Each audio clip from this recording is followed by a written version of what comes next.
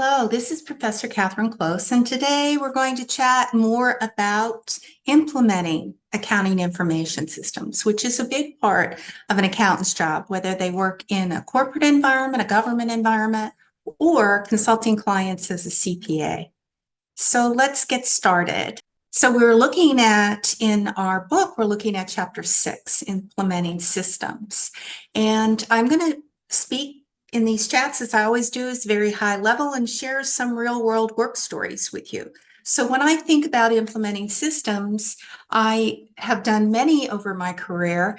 The most recent, though, I actually think of a project that we were converting how we teach at a school that I was at.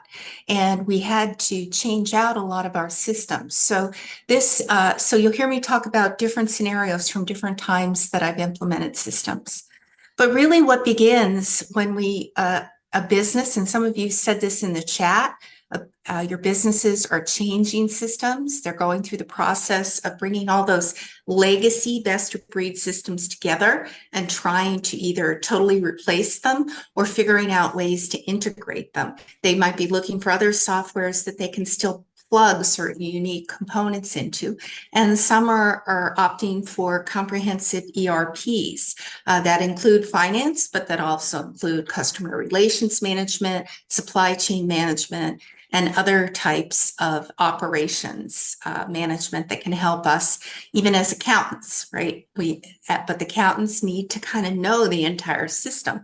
So when we're looking at replacing a system, and we're looking at participating in a software design life cycle. We're looking at going through pre-implementation to building to going live. And a lot of the work, everybody will say one phase requires more work than another.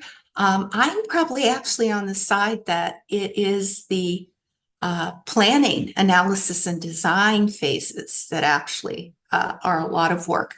We have a tendency to really think that we know what our companies need and that we understand the needs of all the users, but that isn't actually the case, even though as accountants, we generally have a really broad perspective on our organizations. So let's talk about those stages a little bit. So the book identifies a pre-implementation stage. That's the planning, the analysis, and design. That's the one that we typically refer to as requirements gathering. That's where we're going to figure out, well, what really do we need and who needs what? And I think that's probably the most important thing. And that's sometimes where we do not focus enough of our energies because we don't reach out to all the users. All right. So in the planning phase, we're identifying necessary resources. We're looking at roles and responsibility. Who needs access to our systems? Why do they need access? What security should be around their access? We're starting to think about internal control right from the very beginning. We might have a feasibility study, and we're going to bring project managers in. So that's another kind of really important role that we are seeing more and more as if you've been in your accounting career, and our project management is one of them. So there are a lot of certifications in project management because there are a lot of frameworks and approaches. But if you're looking to expand, that's one I'd recommend. There seems to be no shortage of a need for that. So in our AIS systems, we might be serving as the project managers ourselves, or we might be contracting or interacting with project managers. Then we want to look at, in the analysis stage, more of what are the user requirements, right? What do they really need? And here it's very important, especially when you're integrating systems like non-financial systems into financial systems, you really need to understand sort of what we talked about in the earlier chapters, what operations connect with an accounting result, right? And what kind of data do we need to bring in? So if we have AR, are we also going to want to interact with a CRM, a customer relations management? And then what are the metrics that we want for that? What are the key performance indicators? How often does a customer shop? How often do they bring back refunds? How much in internal resources do we commit to this customer? This is where we'll talk about when we talk more business analytics. These systems sometimes bring us data that show us that, you know what, who we think are our biggest customers and most important customers, we are also losing a lot of money on. So these are the kind of things that serve the management accounting side of our house, right? So we want to look at user requirements, and then we translate them into specifications. Now, I often think of it's what we want, right? And how do we want to see that perform? So the specifications can be anything from the input of data all the way to the output of data. And so I was looking at one of our CPA review questions recently, and it said, what isn't a part of an AIS system? And it said output. And I had to totally disagree with it, right? Because as I've mentioned earlier, we're very good at gathering, collecting, and even analyzing, but we're not always good at our reports and our outputs. So that's something I want you to keep in mind in your careers. Then we move on to the build stage. Now, remember, implementations can be very short. Short could be 1 to 3 months, mid 6 months. A year would be longer. Anything over the year certainly is in the longer phase. And sometimes there's stages to implementation, right? Or phases. So I'm going to put this in next year. I'm going to add this the following year. So it all depends on the plan. But we start to create the system itself. We start to document the system. This is another area where we are sometimes very weak. A perfect example when we look at, we've been talking about databases. Well, you'll find in many companies, they have databases, they have fields that have names, but they have no glossary. They explain what the field names are. This is a shortage of documentation. Now, it's ironic too, the other side of documentation is most software vendors will tell you, I have tons of documentation. This isn't a problem. They actually can document features of the system very well. What we find, what isn't documented, is how those features will be implemented in the environment, right? Because every company, because they have unique needs, will have a different way to step through a process. So we're gonna, when we get to, which I love, flow charting, right? The visualization, we're gonna see visualization of documentation, but also of the process. How is our company using the features? And I think that's very important. We have testing, right?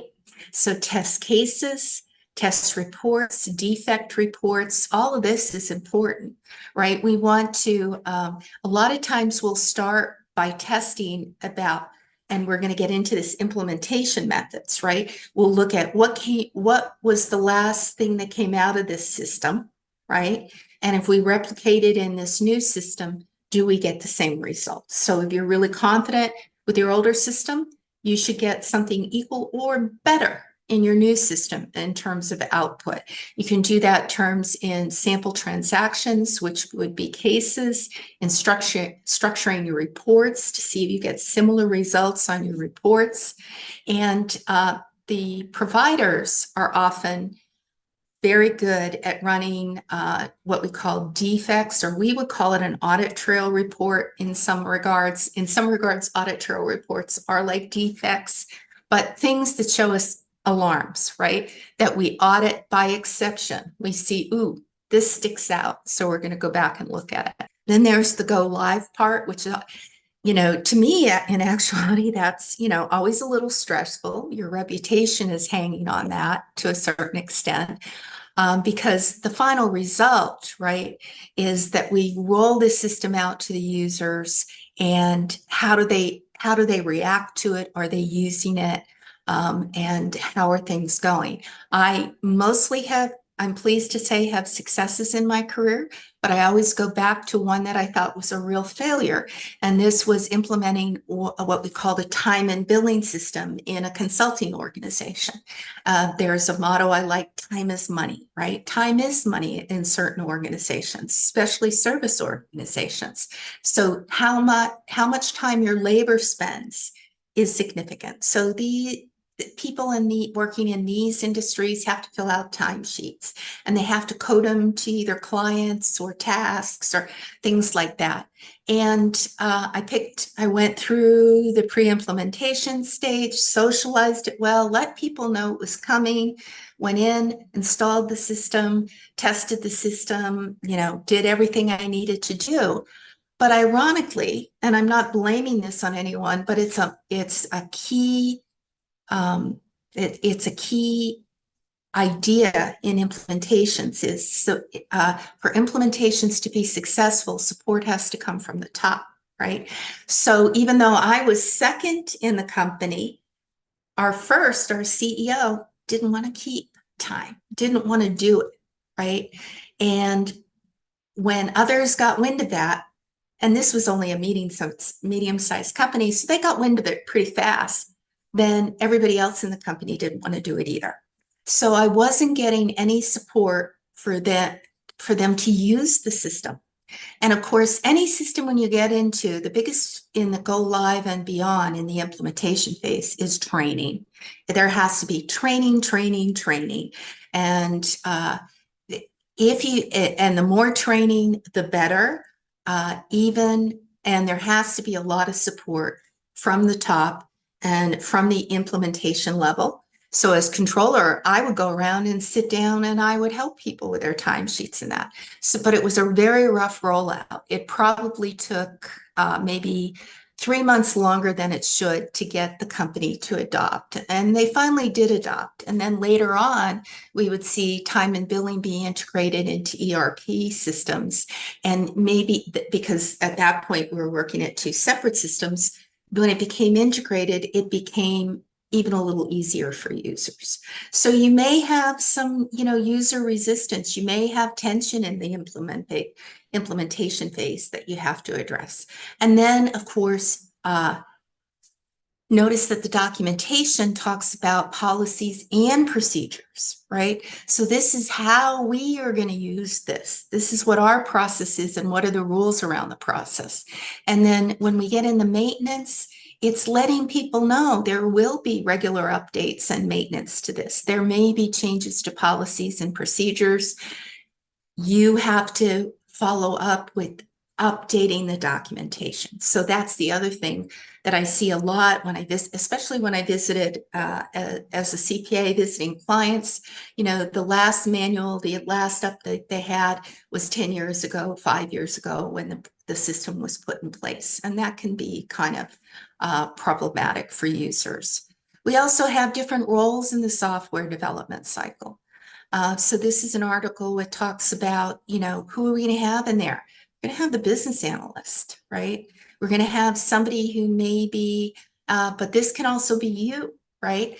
We're going to have somebody who can talk about basically help with the requirements, the definition, knowing what others are doing. So the vendor could provide the business analyst. You are going to do some of the analysis, right? I said we might be working with a project manager. You might be interacting, depending on if you are, I'm usually talking about a vendor doing this development. So you may be talking with their designers directly or through the business contact that you have with them. Developers, right, are part of the core team, technical leads. Then we also have quality control as part of the testing. So you can have a lot of different players involved in this, which is very interesting. So we talk about the implementation. Within the implementation phase, and this usually gets a lot of attention, is how are we going to do it, right? You can have a direct cutover, right? So it's like, turn that one off, turn this one on. This is, uh, you know, probably considered the riskiest, right? But sometimes it's the best way to do it. Sometimes it can be the best way to do it. You have to know the culture of your company and know the environment. Sometimes it can be the best way to do it. You can do it in small companies more easily. And sometimes if you're in a culture that's a little resistant, but it's a small company, it's the best way to go. So you kind of have to read your environment, talk to people, right? So when we talked about this pre-implementation, we're also going to talk about project design approaches.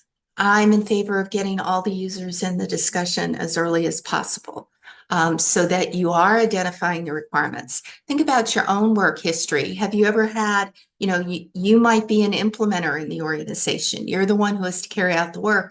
Somebody has made a decision elsewhere in the organization that you have to carry out, but you find that there's operational issues. There's issues operationalizing that request. So that's why having users in the discussion is good. Parallel, that's one I like to use, where the new system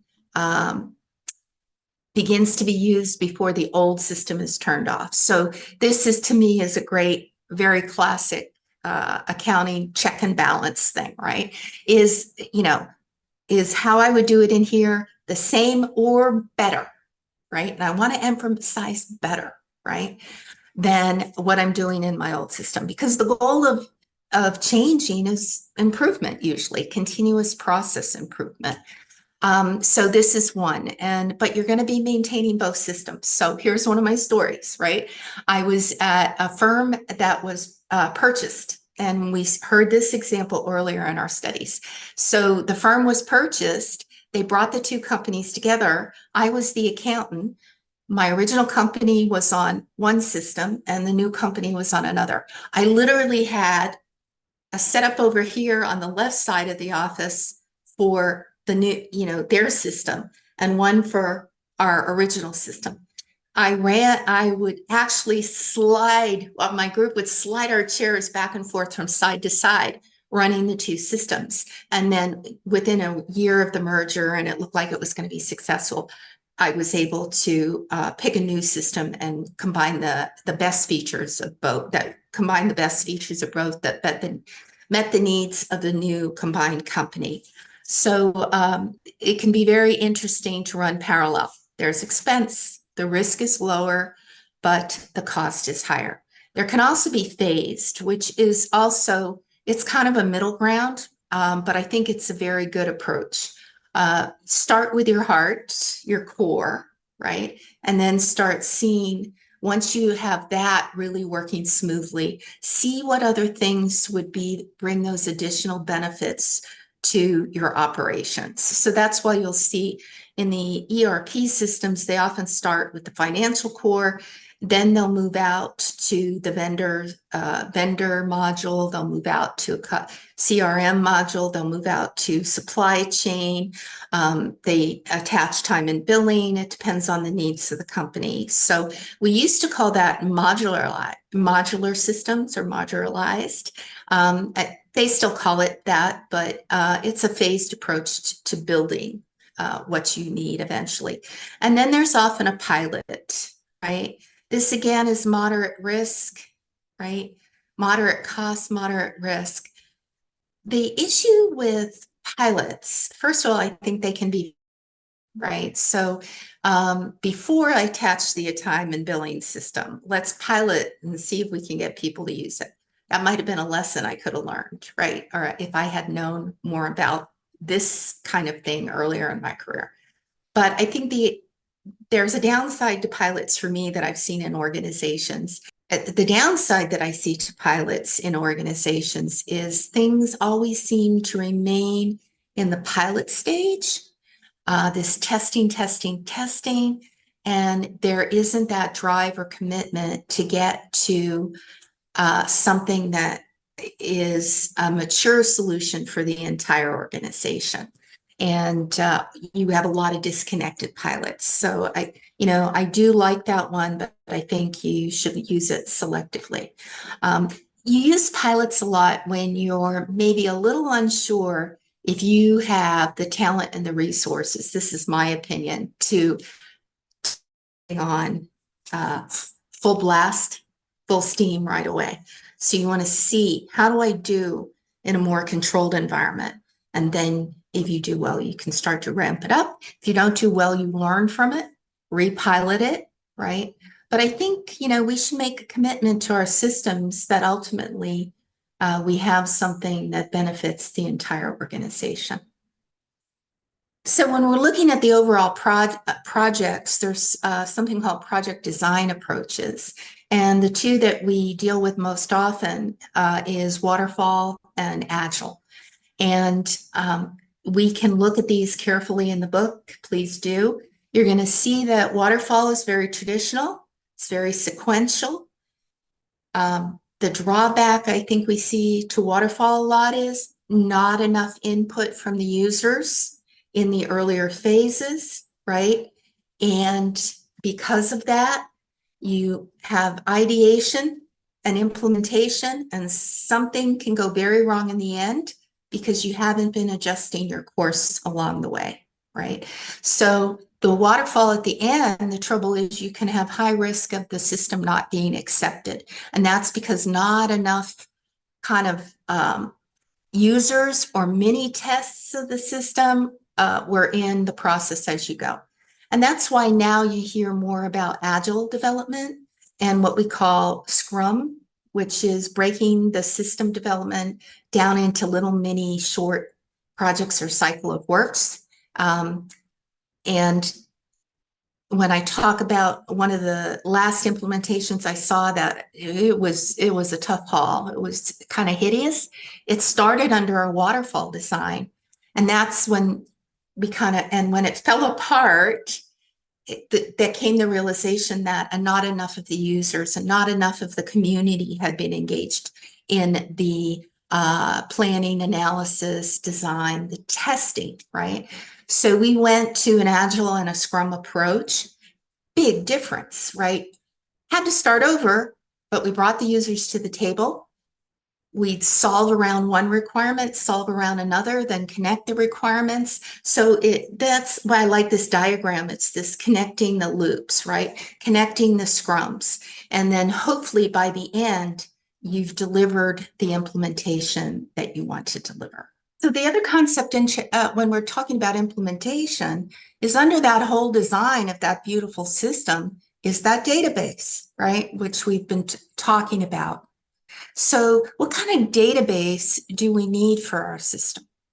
So first, let's review some of the terminology, right? I said that this database happens to be one of the tougher areas for some people in this course because we haven't looked under the hood, so to speak. We don't have a lot of experience under the hood of that beautiful system that we might have been using all these years. So under it is this database, right? Some terminology, we have the field, the record, the file creates the database. So it's this nice hierarchy.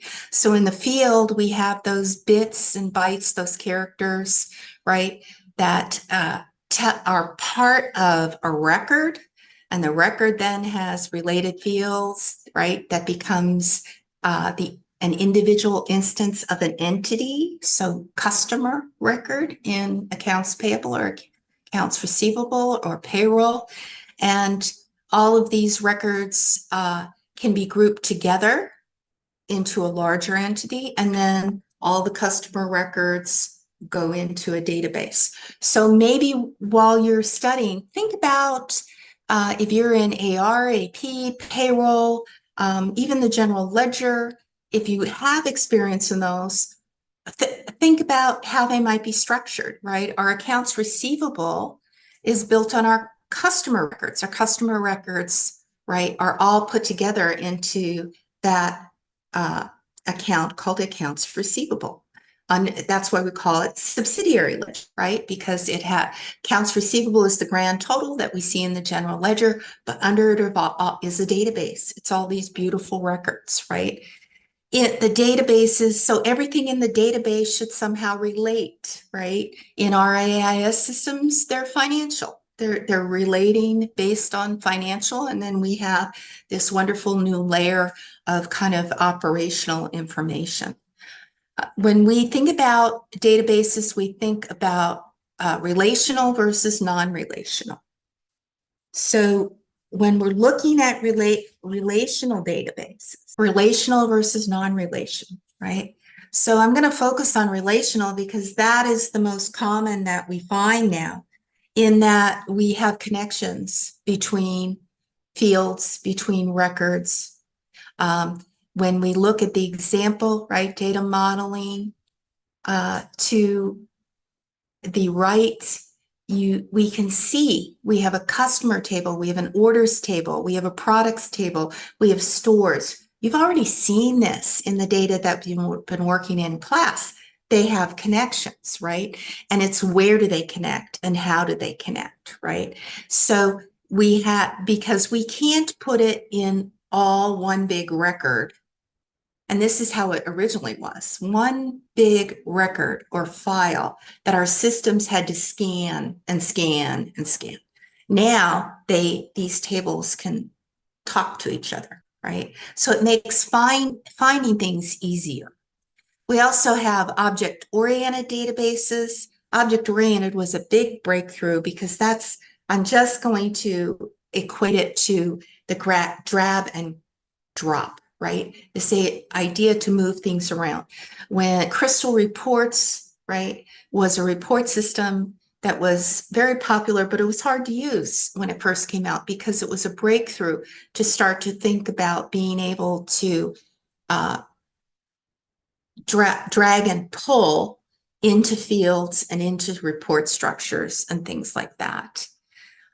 So read a little bit more deeply about the overall types of databases, but know that we will be thinking mostly of relational databases when we're talking about our accounting systems. So there's some rules related to relational databases. Tables have to be connected in a specific order. We turn connections between tables into statements of relationship. That's what you're seeing in Tableau a bit. It's expressed, we don't actually use, we're going to talk about joins, right? How tables are joined together, whether it's one way, two way, what's the primary key. We'll need to know something about that. But in a product like Tableau, it's just like, what's the relationship? Build it based on what the relationship is between the two, the data elements. We also have that gives us, any relational database should be able to have an entity relationship diagram, which is what we're seeing here on the right. How are these things connected? And then the goal is to maintain data integrity. So we want to make sure sometimes and the most accessible example of a relational database tool is Access, which hopefully maybe you've had, or hopefully you've had in your computer basics course or your Windows course.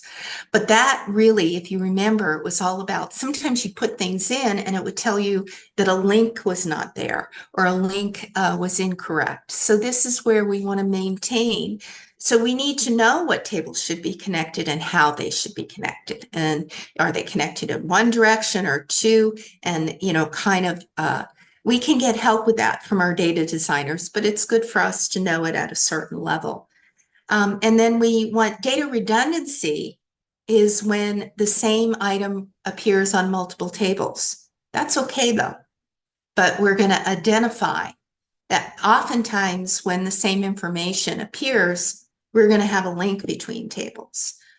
So that is an important thing. And they use unique IDs and relationships to point to where identical data is stored. So we're going to dive into that a little more deeply. But we want to maintain the integrity. We want to manage the data redundancy, accuracy, and consistency.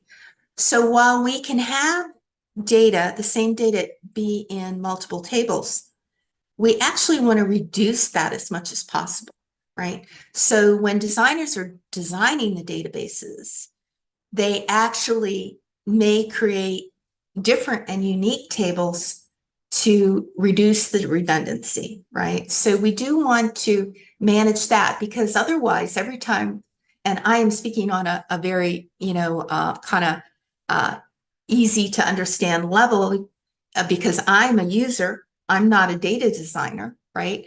But the point being is the more often we repeat files, right, or repeat relationships, the longer processing time, right? So designers are really looking toward the shortest path between tables to get us the information we need. And that's why we want to make friends with somebody who has that expertise, right? But when we look at this, so let's look at the ERD over here, right? We have customers, we have orders, we have products, we have stores, right? There can only be one primary key, and the primary key is the unique ID in the table. And there can only be one primary key, and it can't be empty. It has to have a field element, right? Then a table will have what's called a foreign key. So when the key is referenced by another table, such as the customer table, in the orders table, it's called a foreign key. So we have this collection of tables. Each table has its own primary key, right? Has all these fields to create to the records, but it has think of it as a main field. That's the primary key. It can't be empty. It has to be there. So we had said we had the customer ID under customers. Under orders, we have order ID. If we look to this Fuller diagram to the left of what you're looking at, we see here we're connecting the tables of customers, orders, products, and stores. So we should be able, through the connection of the tables, right, to be able to know what customers are shopping in what stores. That's the whole idea of the relational database. So the primary key cannot be empty. When the name of a primary key is used or referenced in another table, it becomes what we call the foreign key. So a foreign key can't be in a table unless it exists as a primary key in another table. So once again, if we're looking further to our right, customer ID under customer table is the primary. Under order table, it's the foreign key. So that is the relationship there. But we also have this concept of cardinality, or rules on how tables can relate to each other. So let's look at the more to the left of this diagram. So we can have a one-to-one relationship. So one row in table A relates to one row in table B. So we have a direct, we're going to have a direct relationship between customer ID in the customer table and customer ID in the order table. You can have a one-to-many. So one row in table A has many rows in table B. When we look to the orders table, we see that the orders table has many relationships, right? It has one to the customer, but it has also a relationship to the product table, and it has a relationship to the store table. So it is one-to-many relationship. Then when the last one is basically many-to-many. So many rows in a table relate to many rows in another table. So, we want to look through these relationships and see where we might have these. So if we're looking to products, right, there is basically the store number, but the store number that appears in order also appears in products and also appears in stores, and vice versa. Stores appears in products and also appears. So it has a many to one relationship. So if you go from orders to stores, it starts with many, right, coming from one source. If you go between orders and products then products to stores, you see our symbol for multiple, which is the little circle with the little rays coming out. That is what I'll call them. So this relationship thing is important to understand how our tables are talking to each other. But they're subject to some constraints or some limits. So the first is what we call plurality, and that identifies whether the first table's records are associated with any one or more than one of the records in the second table. And also optionality. It identifies whether the first table's records must have a relationship with one or more of the records in the second table, or if they can be related to none of the records in the second table. That means they'd only be related through the primary key.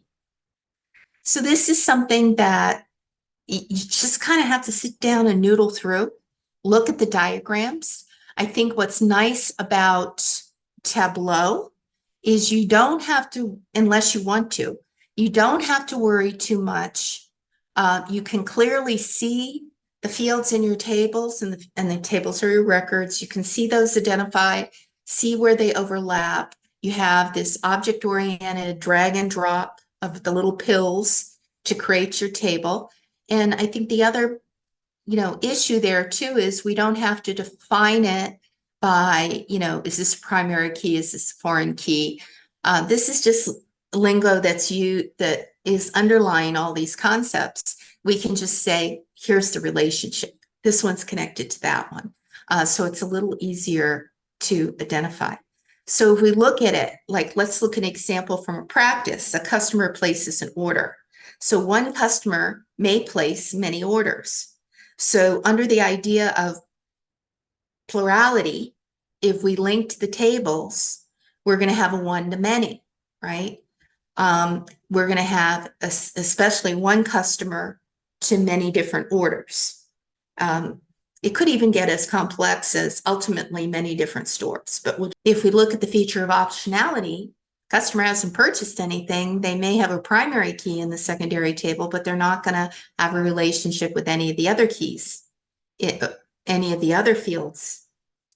So if we look at optionality, the customer ID will connect tables 1 and 2, will connect customers to orders, but they may not have any orders placed where they have to use any of the fields in the second orders table.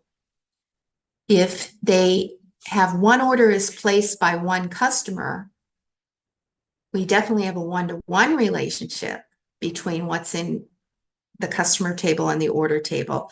And if they're only placing one order and they're placing it now, it's mandatory that it's not optional, it's mandatory. That is going to capture a transaction, really. And really, that is what with the connection to the tables, when we execute something on them, that's how we're creating an accounting transaction.